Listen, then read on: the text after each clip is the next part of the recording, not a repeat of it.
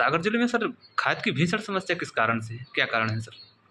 सभी किसान भाइयों को मेरा नमस्कार। जी। मैं राजेश त्रिपाठी, उप संचालक कृषि जी। सागर में कार्य कर रहा हूँ। जिले में इस साल मक्का का रकबा बहुत तेजी से बढ़ा है। गत वर्ष के लगभग तुलना में इस बार दुगना मक्का, लगभग 1.5 लाख हेक्टेयर प्लस मतलब मक्का हमारे यहाँ लग चुका है। जी। तो निश्चित रूप से इस वजह से थोड़ा खाद का इशू आ रहा है, पर पर्याप्त मात्रा में सप्लाई भी गवर्नमेंट से मिल रहा है। आज भी एक रैक 2000 मीट्रिक टन का लगा हुआ है और सभी गोदामों में हम लोगों ने समितियों में हम लोगों ने फर्टिलाइज़र भेजा है, यूरिया भेजा हुआ है और डिस्ट्रीब्यूशन पर्याप्त चल रहा है। जी। इसके बावजूद भी फिर भी किसानों की मांग अभी बनी हुई है। हम शासन से लगातार डिमांड करके और यूरिया बुलाए जा रहे हैं और वितरण भी चल रहा है। चूँकि यही सीज़न होता, अभी मक्का हमारा 1 महीने का हो गया है और मक्के में एक ही बार लोग यूरिया डालते हैं, तो यही सीज़न होता है पीक पीरियड जिसमें कि यूरिया किसान भाई डालते हैं।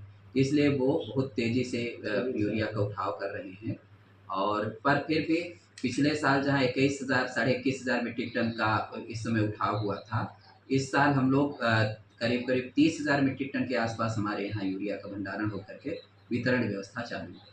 सर डीएपी की समस्या क्यों जा रही है? डीएपी की हर प्रत्येक साल का नहीं, डीएपी की इस समय समस्या होती है। डीएपी का कोई इशू नहीं है। डीएपी तो अब डीएपी लग भी नहीं रहा किसान भाइयों को, अभी यूरिया का ही इशू है और डीएपी के लिए तो अल्टरनेट हमारे पास एनपीके पर्याप्त मात्रा में है, तो उसका कोई इशू नहीं है ज़िले में और जहाँ ज़रूरत है वहाँ मिल भी रहा किसान भाइयों को। अभी पिछले ही हफ्ते डीएपी का रैक लगा है, तो डीएपी तो सभी जगह पहुँच करके वितरण भी हो रहा है, तो डीएपी का कोई इशू नहीं है।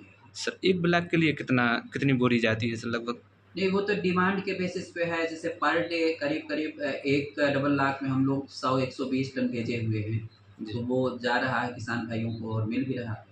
जी, जी। सर जो अवैध में बिक्री की जा रही है उस पे अभी कार्रवाई हुई है कहीं पे? हाँ, अभी ज़िले में 2 एफआईआर हम लोगों ने किया है, जहाँ-जहाँ सब प्रकरण संज्ञान में आया है। जो लोग कालाबाज़ारी कर रहे थे या ब्लैक मार्केटिंग ज़्यादा रेट पे यूरिया का किसानों को बिक्री कर रहे थे, वहाँ पे जैसे ही प्रकरण संज्ञान में आया, हम लोग छापामार कार्रवाई करके और 2 एफआईआर कर दिए हैं और अभी भी किसान या पब्लिक का कंप्लेन है कि कुछ और जगह पे लोग गड़बड़ी कर रहे हैं। अगर इस तरह का पाया जाएगा तो उनके खिलाफ भी सख्त कार्रवाई की जाएगी, एफआईआर दर्ज कराया जाएगा। जी सर। साइगड़ वाले मामले के सर सैंपल आ चुके हैं क्या नहीं आए अभी? अभी सैंपल आना शेष है।